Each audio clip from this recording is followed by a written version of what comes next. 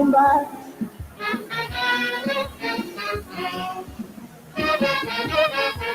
You asking me what is wrong with Trinidad?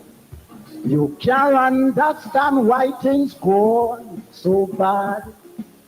You find we so rich in human resources, and yet the country going to pieces. Well, let me tell you, my friend, where we went wrong. After Eric Williams' old car breakdown, we called in an AR. We ordered the next car and installed a new driver. With 33 passengers from the party, we gave him a maxi taxi.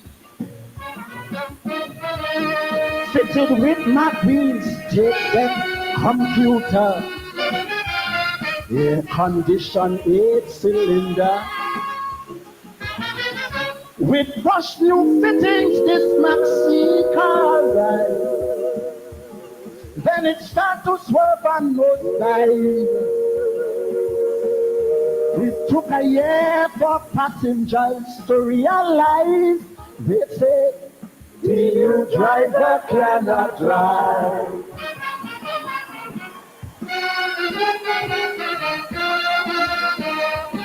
Rumba.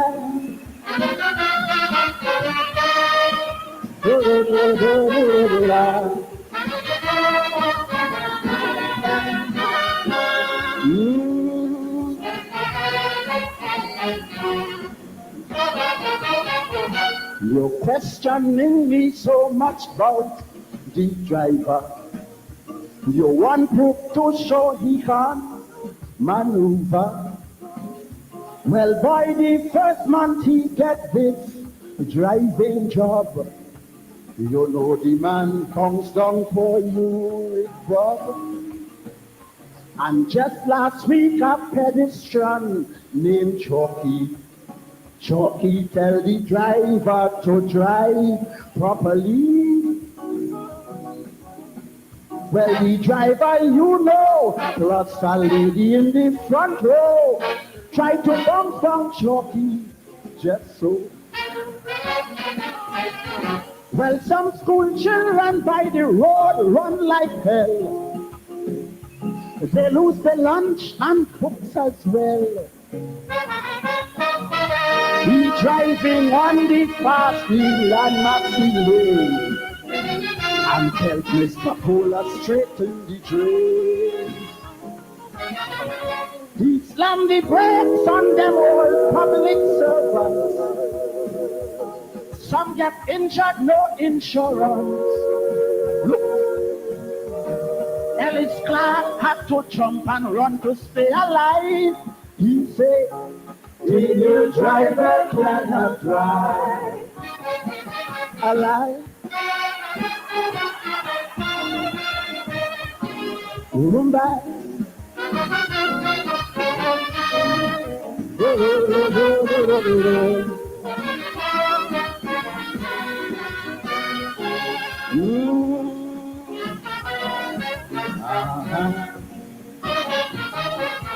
Well, of the 33 chosen passenger, Humphrey Ramnath Pandey and Sudama, they wouldn't let the poor driver drive in peace.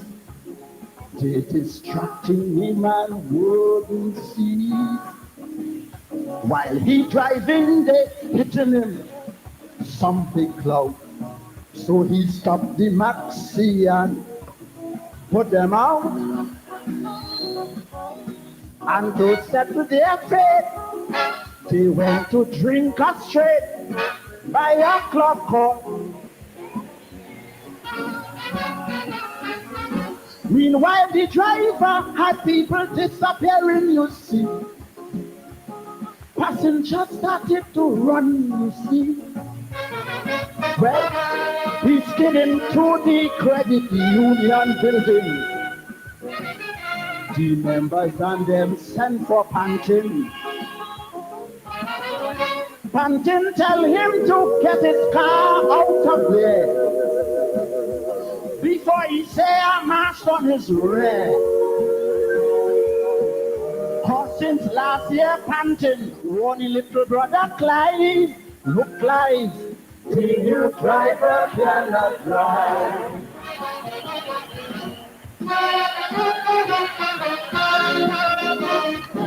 Yeah.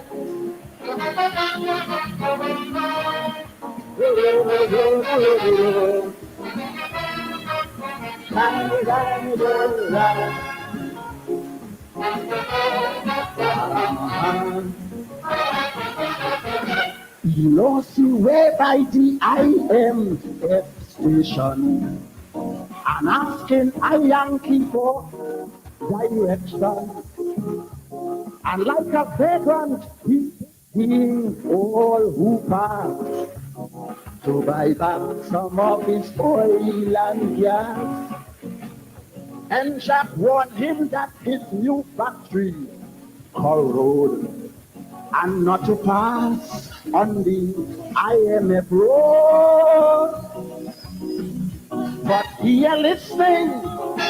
He dropped asleep driving, and IMF thieves rape him. Meanwhile, the car going about skidding for soap. Passengers don't know what to do also. So they hop up and take on next taxi and claim he is a refugee. The driver call our next person red for me and ask him to raise the price for me. So Carl staying far from the driver just to survive. Carl no, the new driver cannot drive. God bless.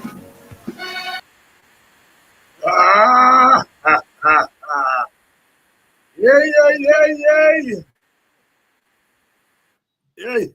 Oh, the Americans give them a big maxi taxi in 2020 with 33 passengers. And the maxi taxi swerving all over the place. It knocked down the teachers. It knocked down the public servants. It knocked down the people at Moko. It knocked down the people at Linden. It knocked down people all over the place because the driver cannot drive. The driver cannot drive. It knocked down all the GPL posts, boards going on the GPL line and causing blackout. The driver cannot drive. The driver cannot drive. The driver picking up people along the road. It pick up gold smugglers. The driver cannot drive.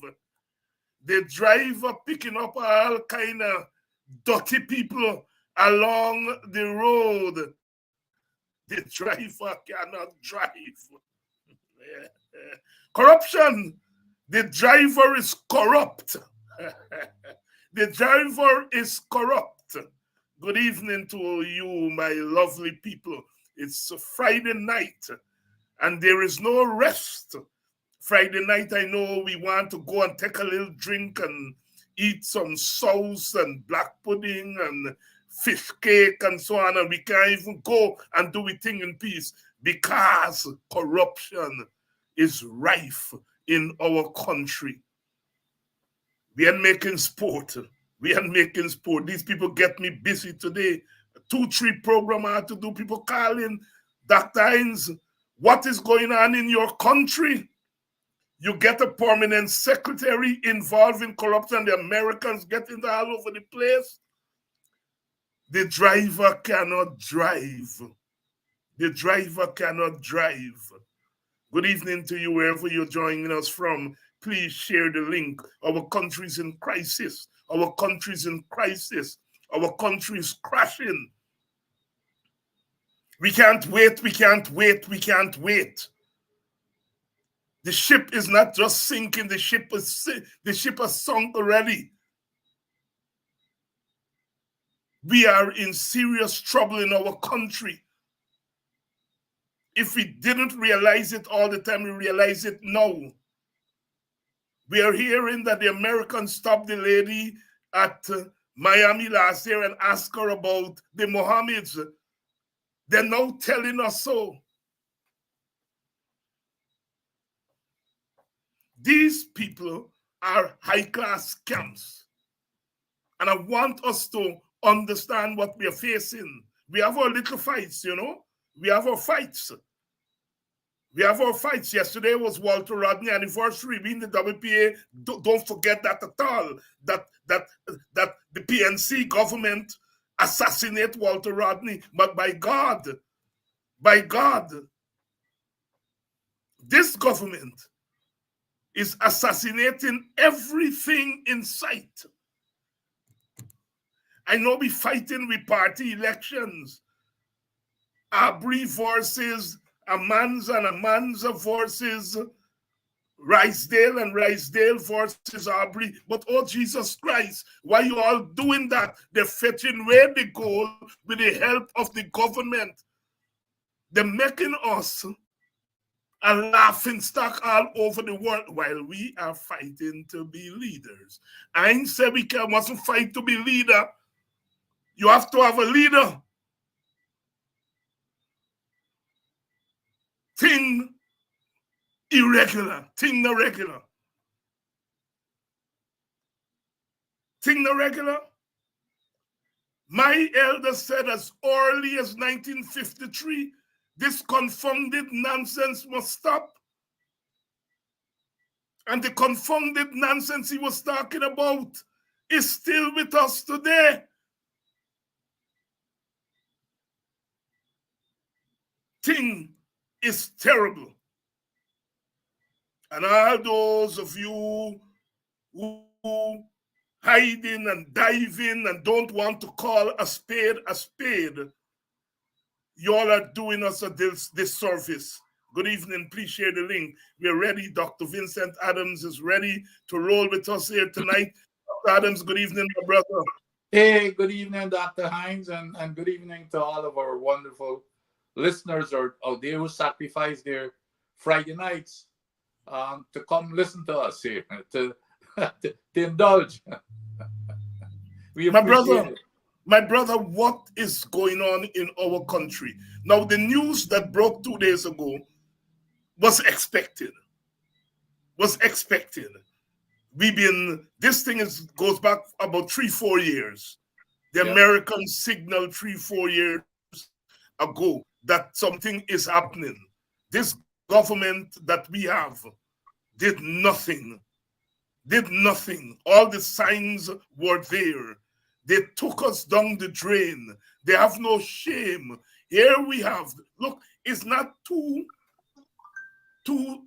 citizens, private citizens, engage in this corruption, but one of them is an elected member of local government, under the ruling party.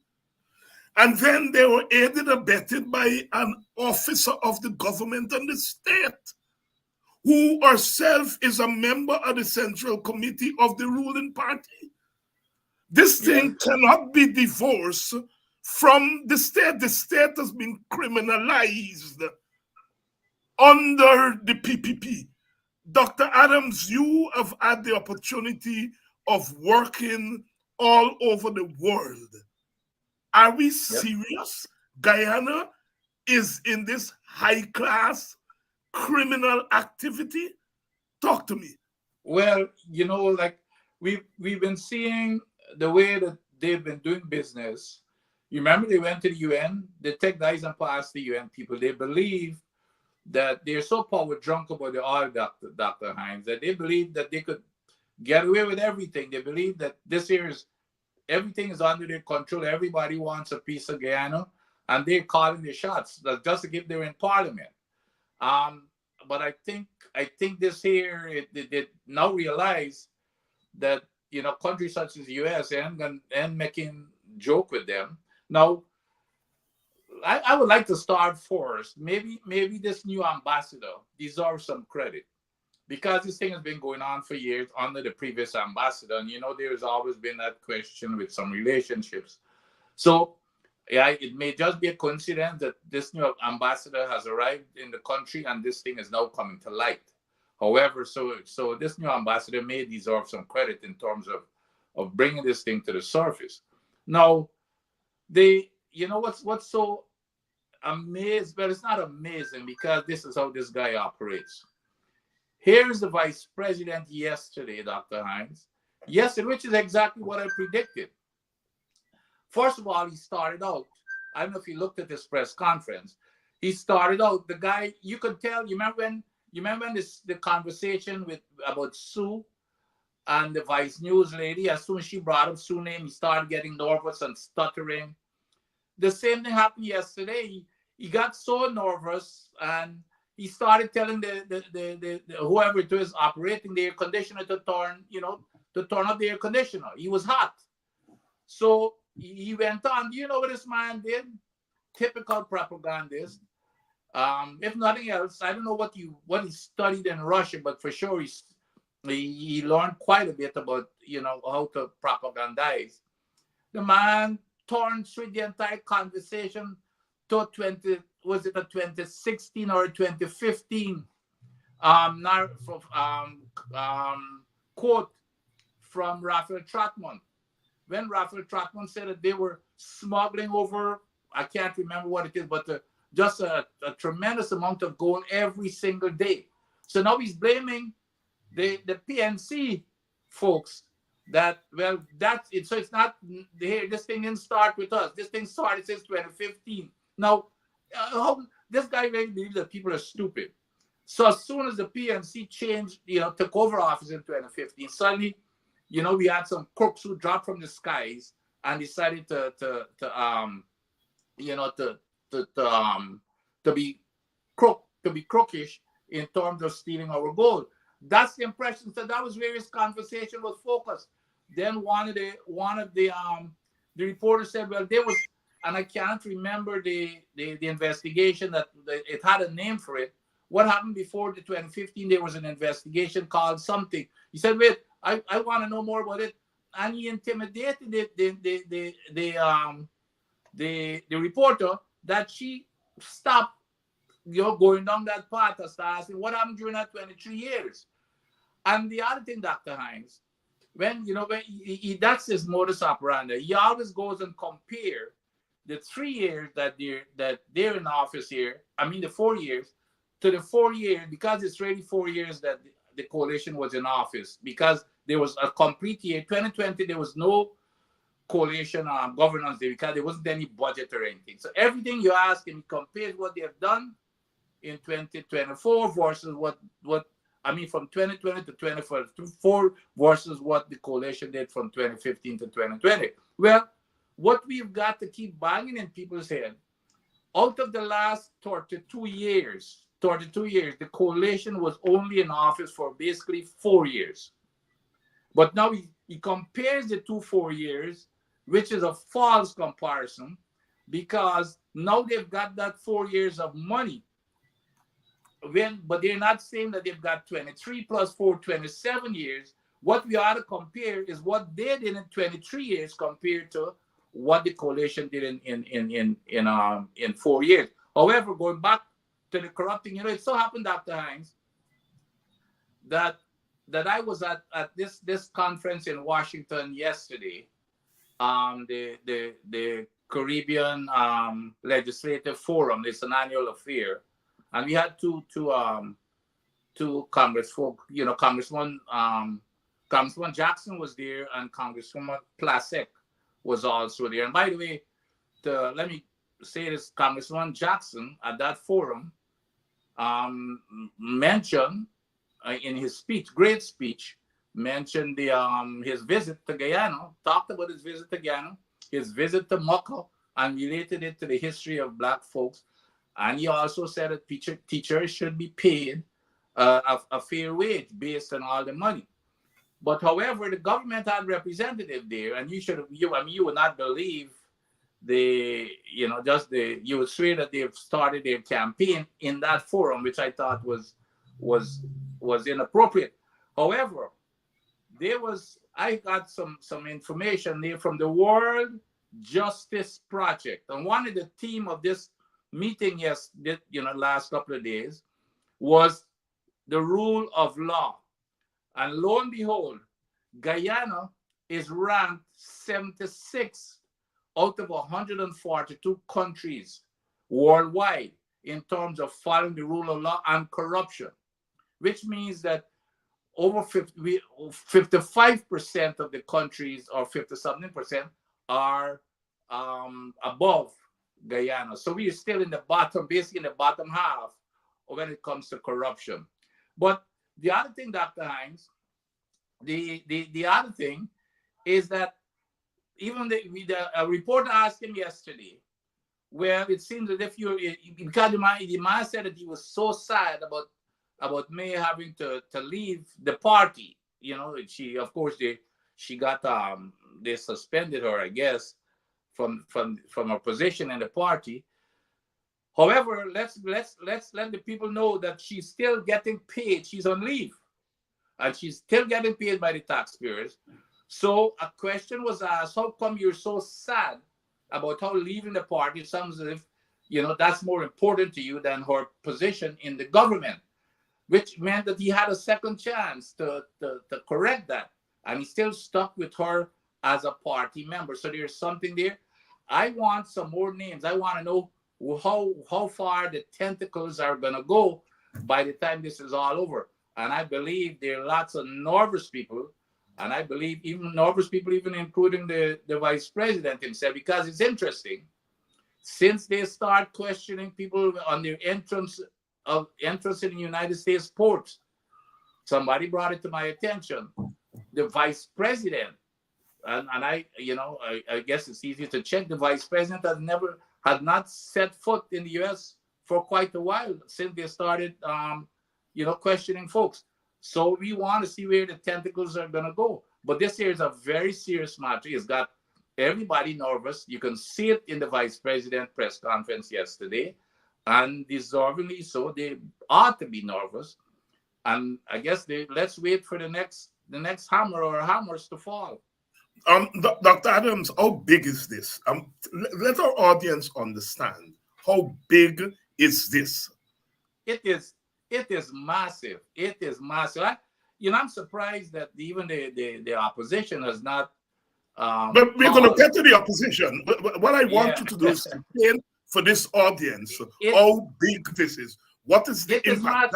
That amount of money, that amount of money that is being siphoned off from the treasury. That's one, the impact on the economy.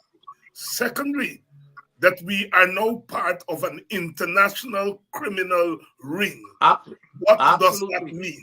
And third, the state is directly involved. And you're hinting that Ms. Toussaint could not have been acting alone. No, she could not have been acting alone. No, I am not defending the young lady because she puts herself in the shit, right? But don't tell me that the permanent secretary on her own, without any direction from anybody, without any communication with anybody, she alone, deal with the Mohammeds. No. Talk to us, my brother, about how big this is. Because I think what happens in a country like Guyana, or a small country, which is not a big, powerful country, when these things happen, we tend to see them through our small island lens. And we don't understand how big it is. I was on a program this morning in Antigua, and they hadn't heard the news. I was there to give a weekly roundup that I do on Guyana and the Caribbean. And I started off with that in Guyana. And when I was finished my 3 or 4 minutes monologue, the moderator said, Dr. Hines, while you were talking, I Googled this story. And the thing has filled 2 pages. And he started with Reuters and CNN. And he said, we are in the studio here figuring out what is happening to our Caribbean. The point I am making here is that this thing is big, and we in Guyana and the Caribbean tend not to understand the massiveness of some of these things. Talk to me. Well, and even yesterday, the same conference in Washington on Capitol Hill that I was talking about, almost all of the presenters, and these were highly, highly, people with high stature and status in various international organizations, and in Washington, connected. There were some government, U.S. government, high-ranking employee executives at that conference that gave presentations. And one of the things that came out from almost every presenter, because of Guyana's oil. Where does Guyana go? So goes the rest of the Caribbean into the future. So here is a country that people are now looking up towards as the leader within the Caribbean. And this is the reputation, rather than being a country that's going to lead the way in terms of credibility and honesty and integrity that people can follow. This is the image that we're projecting amongst not only our Caribbean neighbors now, because our name, we're going to be one of the highest producers of oil. So now we're dealing with the big boys. So that is going to become our reputation, and it started already. And this here is a big deal. So that's what we've inherited it. We're not inherited. Sorry. That's what we have done to ourselves. And we should be let people understand how they in Guyana, but in the Caribbean we need to because yesterday again, the vice president want to brush this thing aside, and that's the way that he operates. This is a no, never mind. This was happening. This is his message. This was happening since 2015 under the coalition. And we have got to get out there, Dr. Hines, and I want to get to that because I'm hoping that the opposition is going to do their part to carry the message out there as to tell the people what is the truth that is happening, and even go as far as taking actions, political actions, to hold this administration to come, because it's not only embarrassing and putting us in a bad light, meaning the government alone, but every one of us, especially us who live in the diaspora. It's embarrassing when your friends and people of high standing have got to say, well, your country is corrupt, and everybody knows. I mean, I just told you about that corruption index, where we stand, and we're not doing anything. We're not doing anything to make it more favorable. When these things happen, it just gets worse. It just gets worse. Defrauding the government, $50 million in taxes from smuggled gold, 50 million US dollars. You all do the calculation. 50 million US dollars has been and that is conservative. That is conservative, as we've been saying, that some 10,000 kilograms of gold was smuggled out of this country between 1919 and 2023. These people have their hands in construction, in all kinds of things. $648 million contract to build a fire station. Yeah. My brother, this thing is enormous. Yeah. And it's defrauding the people of Guyana, while with what I want us to stress here tonight, this is not just private individuals robbing the government. These are private individuals robbing the government, with the government deeply involved in it. Yeah. That is what I think we ought to stress. And I want to say that lady could not have been acting on her own. I am theorizing here that she had to have been given instructions by superiors. And I'm saying that for every gold chain she get as a bribe, for every $1 million she get as a bribe, somebody getting 100 times that. And so the Americans said it's a smuggling ring. And we must want to get to the bottom of this. And that is why I'm stressing here tonight. This is not a small story. This is a big story. And I'm coming to you because you've introduced the thing of the opposition.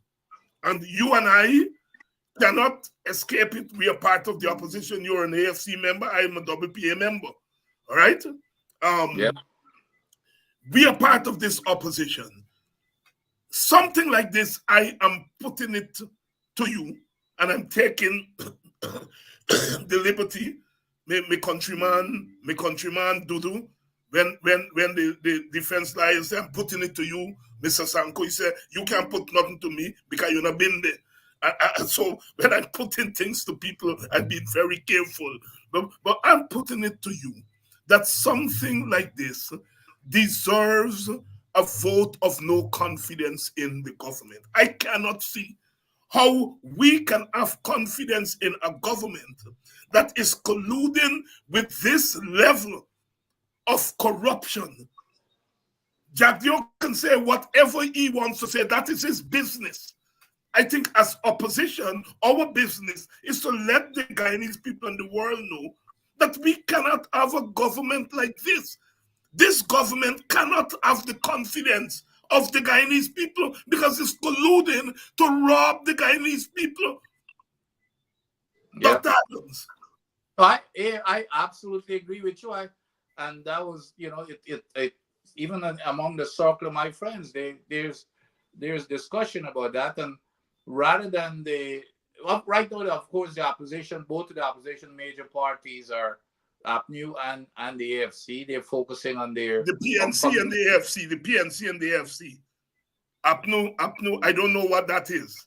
Okay. APNU. Let me tell the audience and remind you, my brother. Yeah. APNU was the WPA and the PNC. In fact, the name APNU was given by the WPA.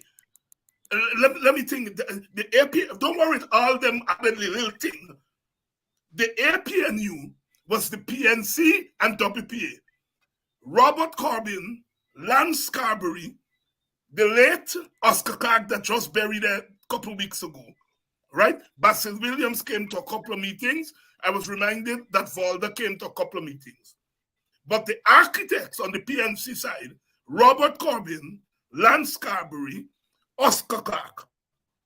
On the WPA side, Rupert Rupnarine, Clive Thomas, and Ogunse, Desmond Trotman, and myself, whenever I was in the country, joined the team. They are the architects of the APNU. Once the WPA left the APNU dead. There's no APNU. I don't know that thing that masquerading there and all kind of things that they shack out Aubrey North. There is no APNU. APNU died when WPA left because the APNU was WPA and PNC. And once WPA and PNC buried their hatchet, it made it easier for the AFC to say, well, I can play with you all. I don't think the AFC was going to play with the PNC by itself, right? It was the PNC, WPA, and the AFC is the coalition. All the other thing is nonsense.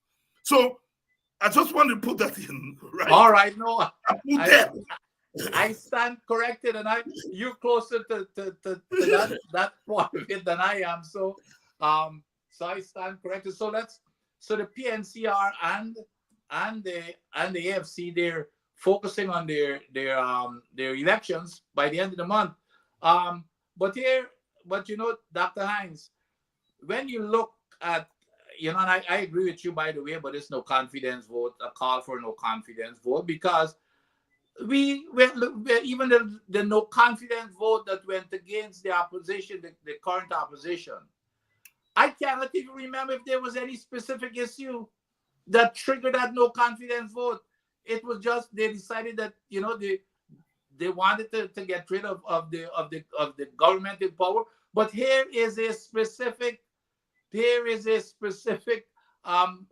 something that is against the best interests of the country, that you can pinpoint and see that where it's leading, this is taking this country down, not only nationally, internationally, and economically.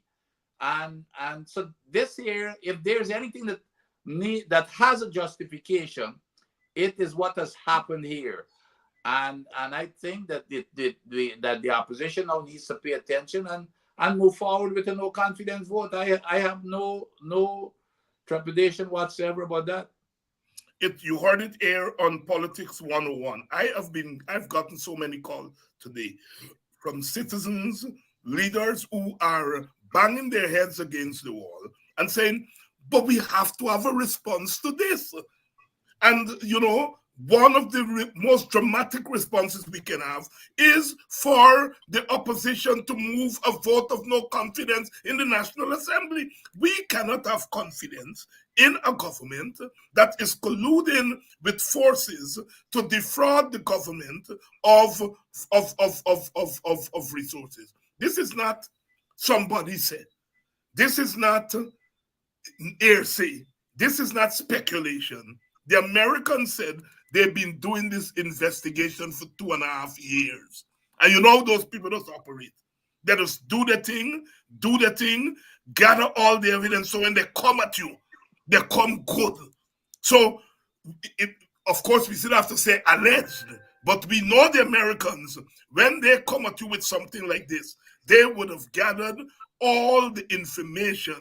This government stands not just accused, they have already been indicted, as far as I am concerned. And we cannot have confidence in this government to govern this country. We know of all the things that they've done, all the things that they've done. The way in which they give away our resources to their friends through contracts.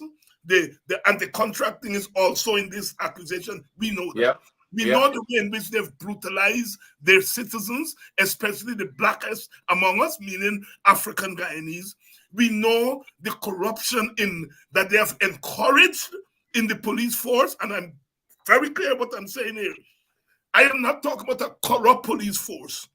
I'm talking about a police force that is being encouraged to be corrupt by this government. I want to make that clear to the policemen and women who are, we got to get you all back.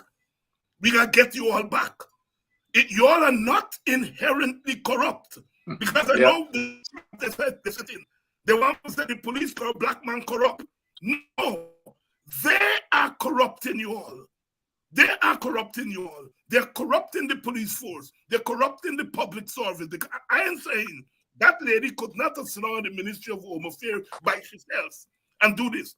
I think there had to be a network in that ministry, and the minister will have to say, because it's his ministry. And you can't tell me the permanent secretary acting on her own. She's indicted, and the minister scot-free. The minister is in charge, he's the political manager of the ministry. And he has to say to us, not what he knows, because we know he knows. He has to say to us, did you have a role to play? And I am saying here that I cannot see how the minister can escape not knowing what's going on. When you look at the blackouts that we have been having, when you look at people telling me, well, board go up on a lantern post and board go on a line and what kind of nonsense are you telling me in 2024? Here, this government is unfit to govern. Dr. Hines, I'm an engineer, but every day something comes up that these, especially the vice president, and they really believe that that Guyanese are a pack of asses to be peddling these types of nonsense about boards getting on and interfering. It's because they've spent all that money and this power. Even for the power alone, it should have been a no confidence vote against this government for a long time. And here's the other laughable thing that came out from the vice president press conference. Guess what this man wants the American government to do in the to pass over the information to the government, to pass over all the information that they've gathered, give it over to the Guyana government. You know, we're going to give it to you so that you can do your independent investigation. This man really takes, this government really takes up all of us for a pack of fools. That's what's going on here. It's the arrogance and the, you know, just disregarding or insulting people's intelligence. Yes. No, I don't know the Mohammeds. I see some black people walking around with them on the place and say they're taking them for president. I don't know them. I don't get into the politics of individuals. They're individual citizens, and clearly they're into what I suspect a lot of business, so-called business people are into. My interest in this case is the role of the government and the absolutely state. That's the role mine of too. the government That's and the mine state. too. And that's where I'm going. My brother, I mean, our airport closed down because the light went out. I mean, Vincent, man, oh God, man. I mean, you running a little business, you just get standby generator. I mean, that's basic. Explain to me, man. How that thing could have happened? Then get standby generator at the airport? What? Tell us what's going on. That should be basic. Even you know, look, you go at the hotel such as the Marriott, and I'm sure that the Pegasus and those places are. Everybody has a standby generator, especially at the airport, Dr. Hines. That should be the number one place in the whole country that should have standby power. So that when stuff goes, the airports will still, because that's where it's probably most dangerous. Because could you imagine, let's say a plane was coming in low on fuel, for example, Dr. Hines. Let's say because it had to be diverted, I guess, to Ogla, or, you know. Suppose the plane was low on fuel, or suppose it happened, and even though a lot of people start, well, okay, the probability of that occurring is very low. But you gotta, when you design these systems, anything engineering, you've got to design it for those things that look highly improbable, because you're not designing into the probability of an occurrence. You're designing in accordance with the consequences. It's the consequences, it's not the probability of an occurrence. You take anything that is possible into consideration, and to mitigate against it, to make sure it doesn't happen. In this particular case, you must have adequate standby generators. And on top of that, you do exercises to make sure that your system is working and people are going to respond properly. Like, I mean, that's the kind of, it's just foreign to everybody. Look, and even let's look at the engineering. You remember, we just got through, and this is the kind of thing that we got to make sure that doesn't happen, because you see, Jalio plays upon this, that the disaster or some big issue of today is going to be the news of, you know, by tomorrow it's past. Look, we just had this major flooding in Linden that was caused by shoddy work. The local community and municipality, I think it's over a year or two, had identified the drainage system and asked her, you send it up to headquarters, asked for money to fix those drains. When they went and built the roads, the construction of the road did not have any drainage along the sides of the road. Those things are basic, Dr. Hines. So very basic. We got, so Linden is all flooded out, and we again it's because we do not know what the hell we're doing. We spent taking the money, and it's part of the whole corruption thing. The only objective behind this money right now, Dr. Hines, is to make sure it goes into certain people's pockets. It doesn't matter whether they're capable of what they know what they're doing, as long as friends and families are made rich. Because what's going to happen? When those roads cannot last, those same people are going to come back to repair it. Exactly. And so the more repairs they've got to do to those roads, because the repairs are not worth anything, because the road is not properly constructed. So it's not going to last long. So it's continuous work over and over. You left here this week, you go another place next week, you come back here next week. That's what's going on here. So that's where the money, that's why we've got 58% of our national budget, 58% or $666 billion is infrastructure budget. That doesn't happen in any other part of the world.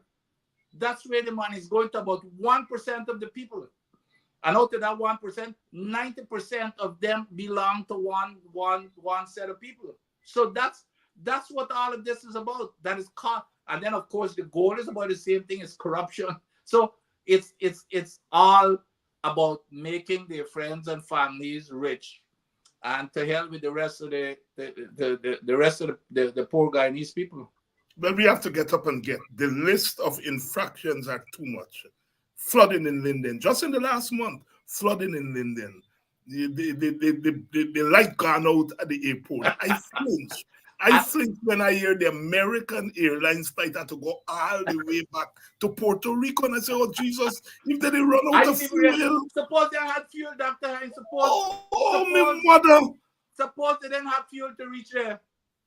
All the way back to that place.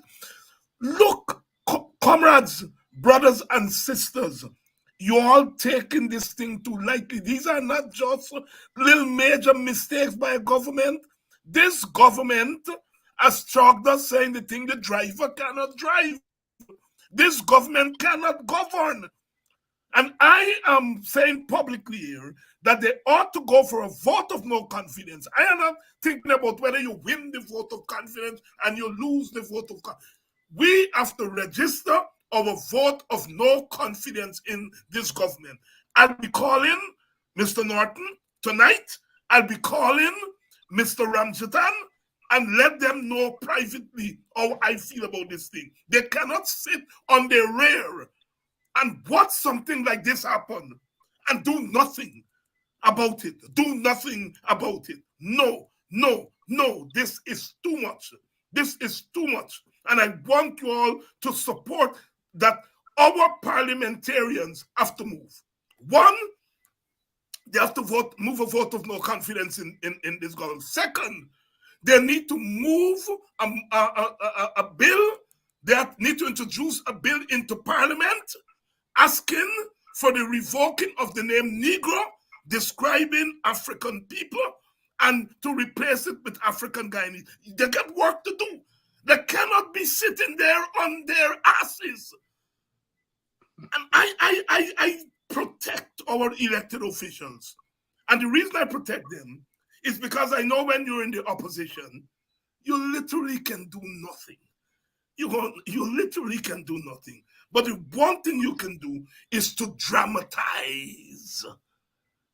You ain't going to win because you don't have a majority unless you buy a couple. And as far as I'm concerned, if they buy somebody from you, you should try to buy somebody or somebody from them. Yeah.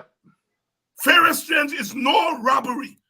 And I think the opposition should use this opportunity to introduce a vote of no confidence and try to buy somebody or two body from the PPP. Let's fight it off. And I'm saying, Amanza, Risedale, Aubrey, I know you all want to lead your party bad, but you all can lead the best party if you all do not find a way to get this government out of the way. And it's only one way we can remove governments now, it's through election. And so you all have to find a way to make it easier for us to remove these people via election. That is your task. I'm saying that you all mustn't fight Matty to be leader. That's not what I'm saying. I'm saying that is not the most important thing that is happening in our country at the moment. All right? I don't get into the AFC story, but I start praying since day before yesterday that Nigerian youth accept the nomination, and I'm going to be calling Sherrod and say, Sherrod, I know you get plenty nomination, But please, Sherrod, step aside. Let Nigel Hughes lead the AFC, because we need strong leaders of that type if we are going to move this government. This is time for us to be practical and get around all the BS. Because we just BSing, all right? I'm not getting into the PNC story, but I'm still waiting to hear what policy differences are there between Roysdale, Amanza, and Aubrey. And I ain't hearing no policy. In fact, none of the three of them running on any policy. All I'm hearing is this body leadership style and this body not uniting the party and all that kind of story. I'm not hearing from Aubrey, from Amanza, from Roysdale, policy difference where you intend, when you become leader, to help us to win power in 2025, because that's what we have to do as a first step. My brother, Vincent Adams, talk to me about what I just said. I don't think there's a whole lot for me to add in terms of what the opposition should be doing and the path that we should be moving along. If we with everything that is happening here, Dr. Hines, if the people, and when I say we, it's not that we somehow, it's not only about what we are doing, but if the people cannot see the light and see the things that are happening here today, or even before, when I say today, I mean in recent times since this administration came into being, how much more could they tolerate or stand? So we've got to rely upon the people to understand what is best for themselves and their families and Guyana. And as long as they think about that, I cannot see how they can go and continue to retain or want to retain this government in power. But outside of that, we have got to show also that we can govern, and we cannot show, set the example to people, demonstrate that we can govern the way that we're, just focusing on fighting each other. We've got to, to shift, like you said, and let the people know when we get into office, this is what we're going to be doing. That's right. That's what we ought to be focusing on. So we need to unify, because you are absolutely correct. Or if you ask, and if you sit down with these candidates individually, AFC and the I've got to be careful I don't say PNC and the PNCR. If you sit down with these folks who are competing for these positions, and you really ask them some specific questions of the policy, you would hardly find any difference, Dr. Hines. You would hardly find any difference. Yeah. So that's where that's the one thing that should unite us, rather than, and it's not about even not for them to get power. It's about what's best for this country. And that is why we have got to play our role, Dr. Hines, like what your program and the rest of the folks' program is to bring the information to the people, to let them understand when they're making their decision. And that I'm always fearful that the news, that these type of things, when it happens, which is what's been happening in the past, some very, very serious issues happen. And you can't even remember. Look at Dharam Lal. This party now is the face of Dharam Lal and Mayor and whoever else is connected to her. That's the face. Is that what these people want? Do they want a party? Dharam Lal in this party, Dr. Hines, Dharam Lal is the sixth most influential person in the government, in the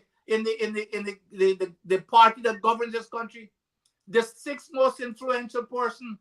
This man is much more influential than the past President Ramutar. Ramutar is number 26. This man is number 6. That is the image of this party. That's who they are. That's the character of this party. And now we've got another issue here with this lady, and we all know that she is not the only person who is involved here, like you rightly said. So that's what we've got to impart, those type of information to the people. And I trust their judgment, Dr. Hines. I trust their judgment that they're going to make the right decision, because I cannot see how anybody would go along with with what is happening here in the best interest of themselves and their families and the country. One of my comrades in the WPA today asked whether this is not a reflection of the Americanization of our country. And I know that we are anti-imperialist people. We are strongly against people meddling in our affairs. And I want to say that we continue to believe in that principle. But the Americans are involved in Guyana not because we want them to be involved. The circumstances of our situation makes us part of that U.S. axis and U.S. involvement. Absolutely. You have to be realistic about it. You know, I am still anti-imperialist, but I'm saying there's nothing I can do to stop the Americans from being involved in our politics. It's the logic of global politics that have gotten us here. And I would be against Americans running our country overtly and so forth. But I recognize, look, the Americans played a big role in the installation of this present government. And they did so with their eyes wide open. And they have to play a big role in undermining this government that they have put in office. So I want to make a distinction here between the anti-imperialists who are listening here. I want to make a distinction between anti-imperialism and nationalism on the one hand, but on the responsibility of the U.S. government to help us to dismantle what they build up.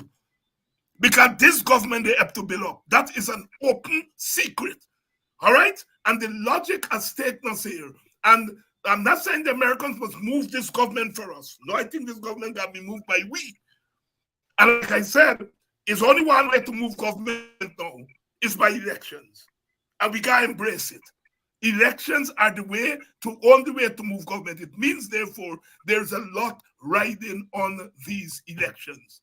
And the opposition parties have to make it easier for us to win elections in this country. And I'm not seeing that coming from them. I'm glad when I see people jump up behind Amanza on nomination day. I'm glad when I see people jump up behind Arbery. I want Arbery and Amanza to get those people to come jump up on the street against corruption, against brutalization, against bad governance, and for the teachers, for wages and salary. I want, when this done, all you come and tell me why we can't have street protests, because you all show us that you all can mobilize people and bring them on the road. The genie is out of the bottle now, Amanza and Arbery. I didn't see them jumping up behind Rice-Dale. Maybe he didn't go that route. But you all cannot argue now and say that street protests can be organized. The PPP didn't infiltrate Amanza March. They didn't infiltrate Arbery March on nomination day. So don't tell us what this infiltration nonsense. Finish your Congress and let's get the business of laying the field for the removal of this government via the means available to us. Now let me add something there to the question that your colleague may have asked you about whether this is happening because of the influence of our big brother to the north. I can tell you the one thing, because I grew up in the U.S. government, and I know the one thing that the U.S. government in all of the satellites and all of the countries that it partners with, of course, it wants to be in control. But the one thing this country is always afraid of is for these type of countries, it's the unstableness of any country. They want that country to remain stable, and the one thing that they monitor is any type of instability. And they've got a lot invested in Guyana right now as a big world producer. They're paying attention. They do not want this to get out of control. And what they're seeing here that we cannot maintain stability or sustain that stability the way that we're going. Because, and here's where it's also linked to the rule of law. In all of the training and everything else and the mantra, and the foundation of how this government, the U.S. government operates is, like I said before, they look at every country and they look at what criteria make a country tick or be in their corner, or the country that they should be in. Number one, and I've mentioned this before, it's education. And number two, you know what's number two? Follow the rule of law. And anytime they see that things are getting out of control when it comes to the rule of law, they're going to put a lid on that. And that is why I have no doubt in my mind and in confidence that because we've had experiences where they have allowed countries to get out of control and then they lost those countries. And they're not going to allow it to happen to Guyana. One of those was right next door to our neighbor Venezuela. And so I believe that they're not going to continue to make those. Now, I'm going to tell you there's a wild card as to if Trump gets reelected. That's a different. That's out of the norm. So it's tough to even predict or model what's going to happen here. But I'm telling you, under the normal way that the U.S. government operates, they're not going to allow Guyana to do whatever it wants. And this is the time you've got to rein it in, because if it gets out of control and it gets almost impossible or difficult, they don't want to get to that point in time. And that's why I believe they're gonna clamp down on it, and that's exactly what they're doing. That's right. And we have to try to influence the Americans to do the right thing. We can't stop the Americans. I mean, God, I wish we could. I wish we could have run things on our own, but we can't run things on our own. We are too divided a nation. We are too divided politically. We can't do it on our own. We have to recognize that and not then give away the country to the Americans. They're going to take. Well, what I'm saying, the Americans are playing a role they will have to play, and we have to influence the role they play. Absolutely. And that is what I'm saying. If the Americans are saying we have no confidence in the institutions in Guyana to prevent corruption, to prevent such things as gold smuggling, we have no confidence in the government, because a government official, we have fingered a government official in aiding and abetting international crime. The Americans have said they don't have confidence in this government. It is time that Aubrey Norton, Amanza Walton, Roysdale Ford, my brother in the AFC,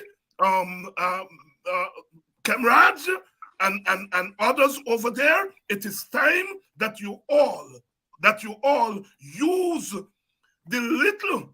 Because what you all have in Parliament is not anything big, because you are not the majority. But use your presence there to dramatize what this government is doing. Vote of no confidence is the way to go. And as I said, my brother, I'm calling Aubrey tonight. I don't know if Kemraj will sleep late, so I'm going to call him in the morning. Now he's up. I'm sure he's good. And I'm going to tell them peace of my mind, because we cannot allow this to be a one-day news, a two-day news, and then we forget about it. No, we've got to dramatize this. Dr. Vincent Adams is with me tonight on a Friday night, and we are looking at what has occurred in our country. I can't believe it. Jagdio had to call for the AC for turn up, because yes, he suddenly take a look at it. He can't. But here's the other thing. Yes, but take a look at that. I couldn't believe it when I thought, as soon as the man started sweating. I've never seen this before. When he started talking about this particular topic, the man started sweating, and telling the guy, Yes, yeah, make it he cool. suddenly get cold sweat. He get cold sweat. You get cold sweat, but Dr. Hines, here's I raised the question earlier. Of course, we're calling for no confidence vote. The no confidence vote against the opposition, there wasn't anything of substance. That's right. Now you've got many things of substance here. The mismanagement of the Linden flood, the electricity of all things. We've never had that before. And so we've got things of substance and major issues that are identifiable and are measurable for us to go after. There wasn't any. Maybe you can remember if there was anything that they went with in the no confidence vote. There was nothing. It's bad-mindedness. There wasn't anything. Just bad-mindedness. Exactly. One other thing that this government is doing, Dr. Adams, is the way in which they've made up their minds to beat the teachers out of existence. Yeah. They're not talking about compromise with the teachers. They're talking about changing up the education system minus the teachers. That is what these... And union busting, Dr. Hines, is union busting. Union busting. This may start with the teacher, but this is union busting, Dr. Hines. Sherry Jagan got to be rolling in his grave. This is union busting. And here's the other thing, Dr. Hines, in relative to this teachers thing. Again, it goes back to their main objective, to fill their friends and families' pockets. Let's look at this here. First of all, we ain't got too many private schools to absorb all of these kids. That's right. So guess what? That's right.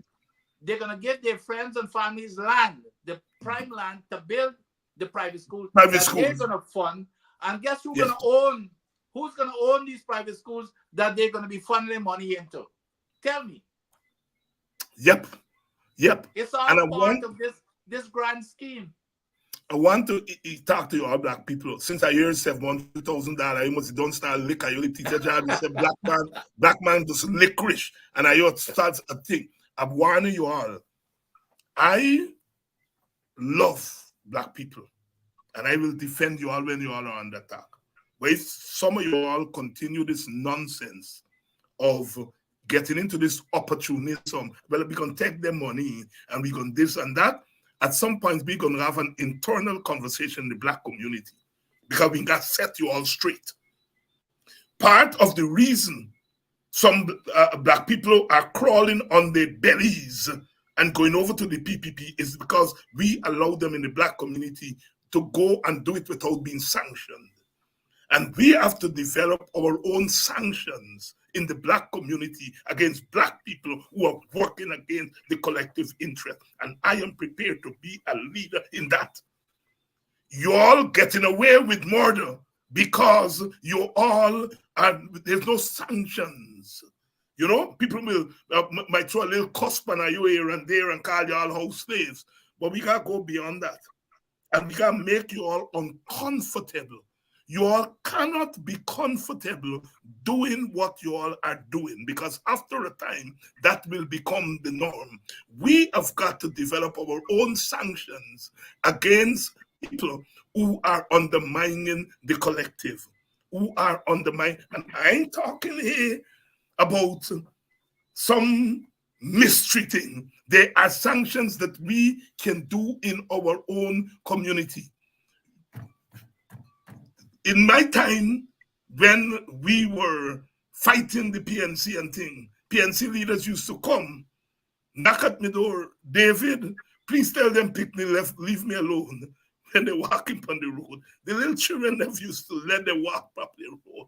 They come, David.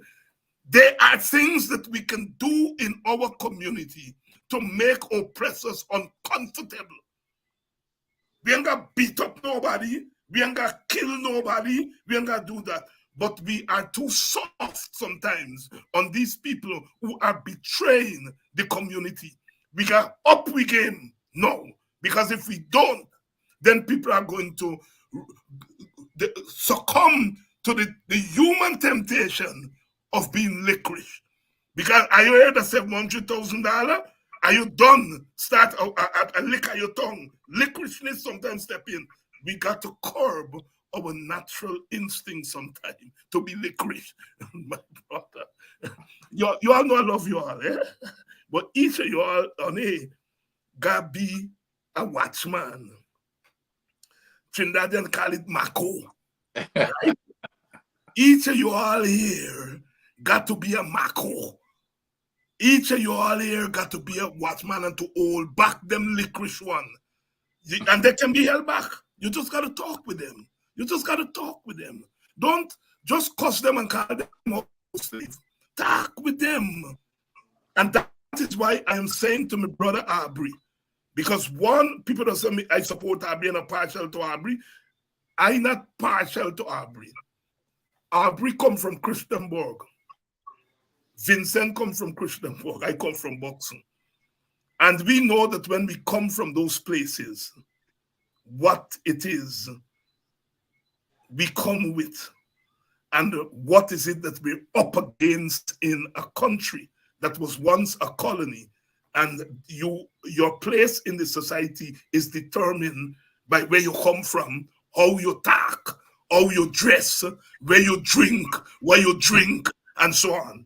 And when you all see, I stand with Aubrey Norton, I am standing with myself. I'm standing with the Vincent Adams of this world, because we still live in a Guyana where when you're black like we and you're poor like we, you got a whole set of bulldozer who want to bulldoze with just because we come from Christianburg or we come from Golden Grove or Denhamstel or whatever the case may be. So I am defending Aubrey in that regard. When he make a political mistake, I ain't defending it. He got to defend himself. He got to defend himself when it comes to what I am defending is Aubrey's right to lead a political party, a major political party in Guyana, and not be subjected to the kind of chopping up of his head that I see every day happening. If people say Aubrey is wrong with what he did in relation to NAR, we can work that out. We can argue on the downside and the opposition of that. But when you all start talking about the leadership style, I know where you all going. When you all start talking about leadership style, I know there's that whistle for what. All right? What you all really getting at is, I hear a man say he looked like Idi Amin and know what you see? And that is what I defend. Not Aubrey excesses, if there are any. That is, he got defend himself with that. But when you all begin to call him a 5'4" Idi Amin, I know where you are going with that. And I will defend the brother. I will defend the brother against those kinds of attack. Yes, darling, Victory Valley, formerly Valley of Tears. My auntie used to live there. And she used to carry me that thing and never see water cold, so the other creek. Lad, it's the coldest water. You have to wake up and go down to the creek. That time, we had running water growing up like a little boy. It's them little spring, them little creek. They're coming from them springs. I used to have to get up all in the mornings to go, and we go and bathe at them cold water that she talking about. You see, it take you about 5 minutes to throw the first bowl of water. What? Valley of Tears, you come down a hill and you have that thing. Oh Jesus, we never see water. Valley of Tears good. I live in winter, but I never see water cold like the water. Oh, Lord, yeah. But Dr. Hank, just go back to even add to this foolishness that this man is talking about now with this e-education or e-training. Well, first of all, you can't even get internet in most of the country. How the heck are these children, what are you going to do to build that? How long do you think it's going to take to build an infrastructure going all the way Region 1? I have been on some conferences with people who've got to leave Region 1 and 2 to come all the way to Georgetown, Region 7, to be in the location in Georgetown to get the internet, to even have Zoom meetings. And he's talking about, but here again, who do you think is going to supply those computers and everything else? Even if you do that, It's all a grand scheme. And then on top of that, I'm not a sociologist, but could you imagine our children? You and I grew up. You go in Buxton and Christianborg. Could you imagine these children not even getting an opportunity to go to school and socialize with other kids? They're sitting at home every day and learning on the computer.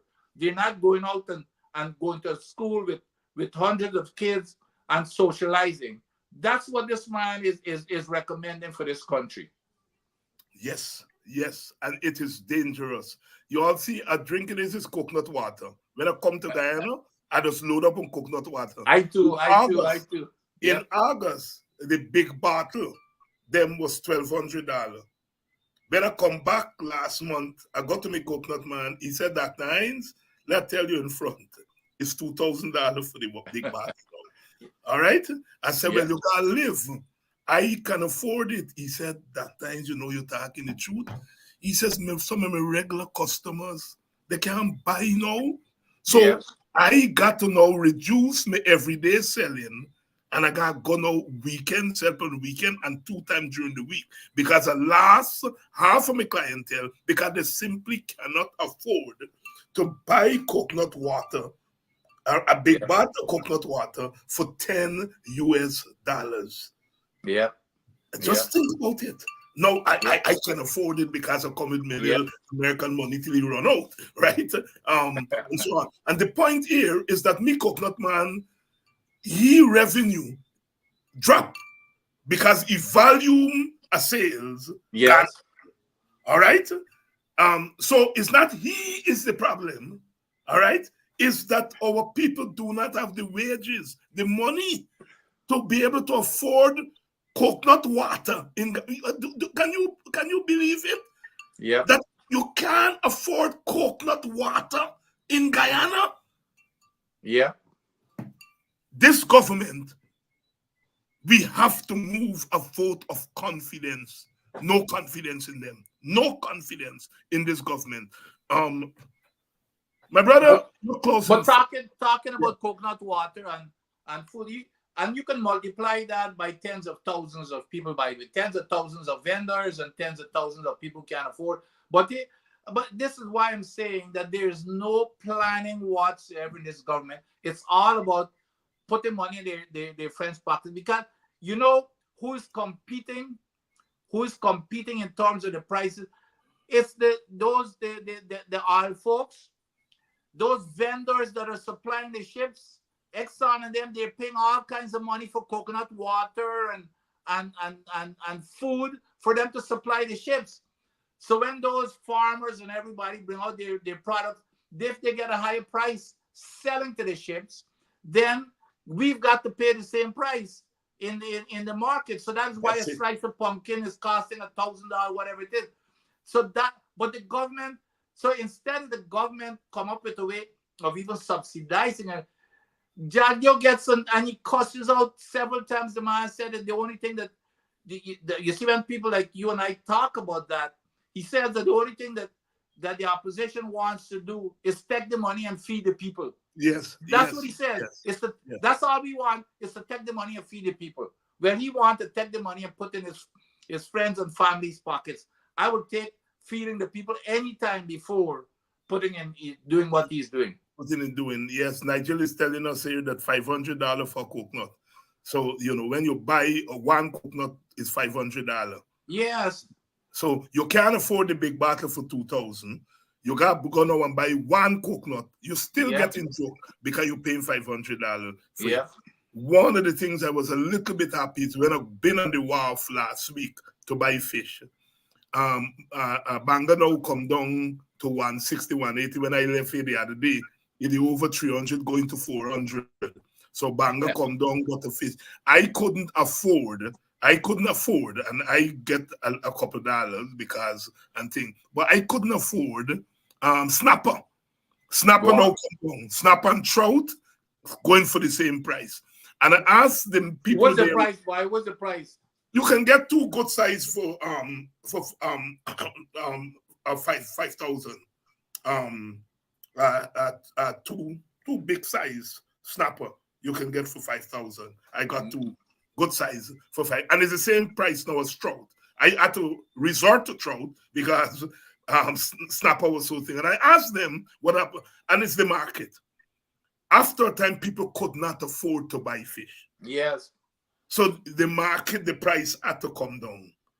Market. And that's what I'm saying. This thing is about the market, and the government got to put more money in people's hands.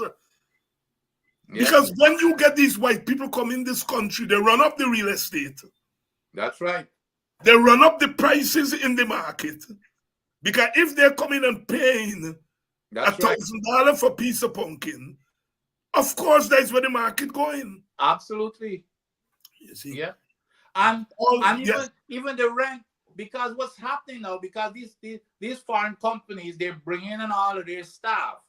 So, and they normally work like 14 on board the ship and 14 off in town. So now the rental properties, I see some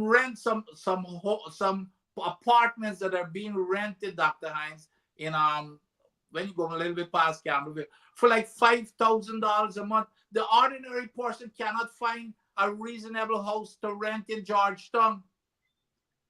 It's not, so that's the, and then you cannot find a regular, maybe a 1 or 2 bedroom house for less than $500 US a month. And that's what here's the, do you know, and I run the numbers again, 8,000 to 9,000 teachers out of the total 14,000 teachers, which is about close to 65% of the teachers. Do you know what they're making? $100,000 per month. $100,000 per month, which is the same $500 that you got to pay in rent. This is 8,000 to 9,000 teachers out of the 14,000 teachers. 62% are making about $100,000 per month, and this government is refusing to even give them anything more than a slave wage that they're currently earning. Dr. Vincent Adams here tonight. And Vincent, thank you as usual for coming on a Friday night and for us to keep the fire burning. Desmond Knight say, slow fire. Those people like me and you know that when the coil hard, you got by them with slow fire. Sometimes they will be to put a little nail, put a nail in there when they will buy them and so on, And this coil where we get here for leader and government, all right? We got that slow fire, and we got put nail inside for help to soften them. Sisters and brothers, are we depend on them? But are we not turn back? We've come too far. Good evening to my countrywoman Koke. Hope you're taking care of them grand picnic. Good day, girl, because after all, you, mom and daddy and grandmother, they take care of you good, so take care of them grandchildren good. Koke is my classmate and thing. When them people that go to school, me never know they're interested in politics. When Koke call me a man in and take off with politics, me said, Jesus Christ. In my mind, and Koke talking about them elected official in New Jersey and so on. I said, put it on dog. And that is what happens. I think people believe that human beings are robots, and that is why I have tremendous confidence in Guyanese people, because I think there is a way in which they become politicized in their quiet ways, and you don't know it until something happens and they open their mouth and you say, Jesus Christ, where this come from? Well, it's always been there. It's always, and what these programs are doing, they're bringing out that kind of latent inquisitiveness and militancy in our people. And I think our leaders don't know how to deal with it. I think our leaders don't, beyond asking people for their vote, they don't know what to do with this tremendous groundswell that is happening in the community. In me village, Buxton, they get plainclothes people, they will go, they will sit down and listen to them little by, they will go and do it, and then little by know them, because when you not come from the village and you're a stranger, people know you. So them, I watch them. They fear. the fear. So the government itself knows what it is doing, and it is fearing its own people. It's fearing its own people. Our leaders. What you know what we need to do, Dr. Hines, we need to have our leaders need to transform the thinking of people into letting them understand that they're not voting for the leaders, they're voting for themselves. Because a lot of people, well, okay, I come, vote for me. It's not about voting. We've got to convince the people that politics governs everything that you do. Politics determines how much food you eat, or if you get any food, what's your wages, how much water you get for drink, if you get any water. It depends what house you live in. Everything, every single thing what school you go to, it's about politics. So when you vote, you're not voting for a politician, and that's how we need to approach people, to let them understand here. Because you still hear a lot of people I don't want that done for do with politics. Politics determines every single phase of your life. So when you vote for a politician, you're not voting because he or she looks nice, and it's what are they gonna do to make your life and your family's life better. That's where we are we need to convert that thinking into people. Yes, we do. And we end there tonight. My sister Ingrid is saying, Dr. Hines, the opposition leaders are politically lazy. It is a very accurate statement. It's a very accurate statement. And we got to unlazy them. We got to unlazy them. That is our task, our historical task. My brother, thanks very much. Of course, I'm going to see you on Sunday. Because we got to savor the victory last night. Absolutely. And what I said, Vincent, it wasn't the perfect performance, but you know what I like about last night? FIGHT. Oh yeah, it was, but I was very disappointed in the performance, especially at the top of the order. Because let me tell you something, we got away by the skin of our teeth there, Yeah, I know. So for the last pair, you don't plan your team you don't plan how you're gonna approach the game based on your last pair in the wicket. Yes. Bringing you through. That's not how so we got away by the skin of our teeth. We won the game, but it's not. We can't move forward because when we play the big team, so Australia's gonna. We would have lost in Australia. No! You can't be 30-something for 5 against Australia inside the and come back and win. You're quite right. But we're gonna be talking more about that on Sunday night. Those of you all, please remember on Sunday night, West Indies Cricket 101. We're gonna bring the same kind of analysis there because, as you all know, cricket, like politics, goes beyond the boundary, and we people, post-colonial people, post-slavery people, we're always pushing the boundaries. We've got to. Thank you all very much for staying with us another Friday night, and I'm going to see you all on Monday. Those of you who are only politics, but those of you who are politics and cricket politics, Sunday night, 6 o'clock, the place to be. Politics 101. Thank you very much, Vincent. Take care, Dr. Einstein. And of course, I'm going and call Aubrey Norton now, and I'm going to call Kemraj, because they've got to move a vote of no confidence against this government. Too much. This is too much.